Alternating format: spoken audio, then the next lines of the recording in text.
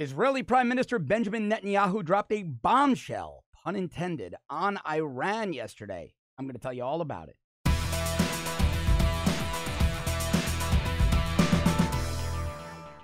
Benjamin Netanyahu's press conference yesterday was earth-shattering, but not surprising. We knew that Iran cheated with regards to their nuclear weapons program. We know that Iran has been lying to the world. What was earth-shattering, was groundbreaking about Bibi Netanyahu's press conference was the treasure trove of intelligence gleaned by the Mossad, and I presume allies in the intelligence community. I'm guessing our CIA was involved, our NSA was involved. I'm guessing the Jordanians were probably involved. Maybe even the Saudis were involved. All people that don't want to see Iran have nuclear weapons. So if you didn't watch the press conference, what did we learn? Well, this has to go down in history as one of the most successful intelligence operations. It was stellar work. I mean, I'm in awe of the job done by Israeli intelligence. In all, they were able to grab roughly 105,000 files from the Iranians, a secure bunker facility. It looked like a little shack from the outside, but inside was full of safes. And they were able to get somewhere in the neighborhood of 55,000 pages, actual hard pages in binders about Iran's nuclear weapons program. In addition, they got another 183 computer disks that contained another 50,000 or so files.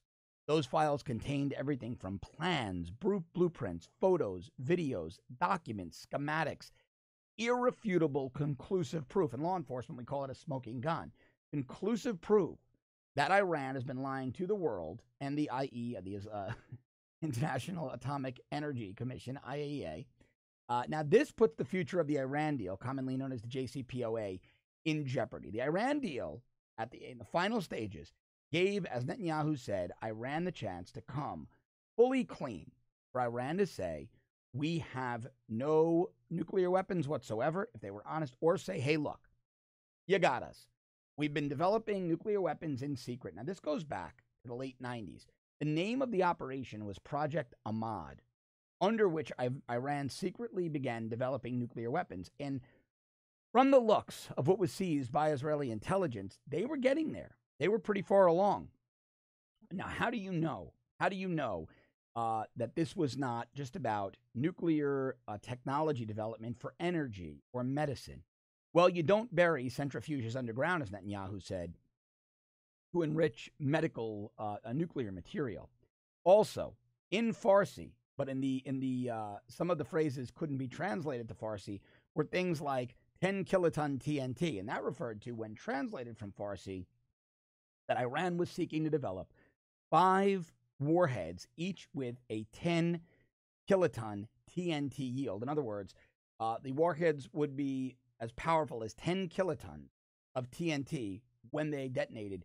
That's something like 4 to 5 times more powerful than the bombs we dropped on Hiroshima and Nagasaki at the end of World War II.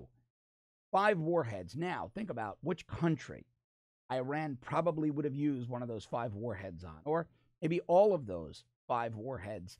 And you can understand why Israeli intelligence, and of course that country is Israel, you can understand why Israeli intelligence undertook this mission. Let's talk about the mission for a moment. Wow. They had to have had someone embedded in Iran's nuclear weapons program, which tells me that someone inside Iran started to get very, very nervous about what Rouhani, the president, is up to, and Khamenei, the supreme leader, are up to.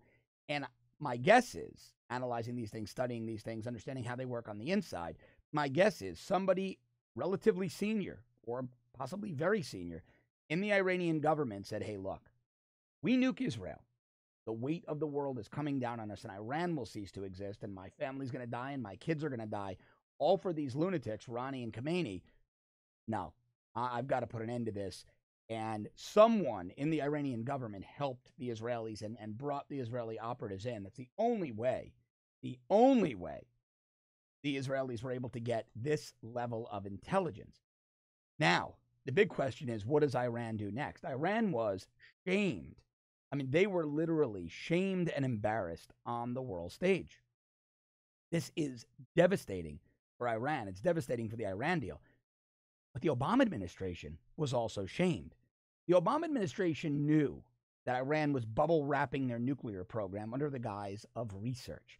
They knew this, because if they didn't know this, then the Israeli intelligence services just proved that the Obama administration was the most incompetent, inept, naive bunch of morons who ever run the world's greatest superpower, the United States of America. And I mean everybody. Barack Obama, Joe Biden, Susan Rice, Samantha Power, Ben Rhodes, Hillary Clinton, John Kerry, Ashton Carter, everybody involved, Tim Geithner, everyone involved with this should be ashamed of themselves. Now, Ben Rhodes, a former lapdog of the Obama administration, member of their National Security Council, I think he was Deputy National Security Advisor, if memory serves me correctly. I often get into it with Ben Rhodes on social media. Ben Rhodes, who has been critical of President Trump and his administration daily, I mean, tweet upon tweet upon tweet about how wonderful Obama's foreign policy was and how terrible Trump's is, how we were going to be in World War III in North Korea, now they're shaking hands. Ben Rhodes has gone radio silent. Now, I haven't checked his Twitter feed today. Let's take a look and see if Ben Rhodes is still silent. Let's see when his last tweet was, when this broke. Yeah, Ben Rhodes' last tweet was April 27th. I'm sure he knew this information was coming out. Ben Rhodes, who was typically tweeting several times a day condemning the Trump administration, deleted a bunch of tweets, and his last tweet was 4 days ago. He has not tweeted since. He's probably hiding under a rock somewhere in shame. If you want to find Ben Rhodes, he's on the wrong side of history. Just look there. I'm sure you'll find him. And I think also with him over there on the wrong side of history is Barack Obama, Hillary Clinton, Joe Biden, Susan Rice, Samantha Power. Name them. Just name them. Name them. The list goes on and on. John Brennan. Forgot to mention John Brennan. Loretta Lynn, Sherrick Holder. All over there on the wrong side of history. If you want to chat with the Obama gang, just jump over the right side of history. We got to build a wall now. We got to build a wall between good history and bad history. Now, this all broke shortly after French President Emmanuel Macron visited the United States. And interestingly, if you noticed, and that Rose Garden press conference did a 180 on the Iran deal. He was all of a sudden open to renegotiating it. Something tells me Trump shared all or part of this intelligence with him. Did he share the same with Angela Merkel? And what role did Secretary of State Mike Pompeo have in all this? Because the day before this was released by Netanyahu, which was yesterday, so 2 days ago, Pompeo had met with Netanyahu. What role did Mike Pompeo, during his time at CIA, play in all this? Well, I'm going to tell you all about that. We're going to go much deeper on my longer show, Off the Cuff Declassified, today, right here on The Rebel. This is really, really important content, and I want to be able to bring you this every day. I'm going to stay on top of this story. We're going to analyze this as more information becomes available on what Iran is up to, because it puts the entire world at risk. To help me do that, by subscribing to our premium service at www.therebel.media/shows.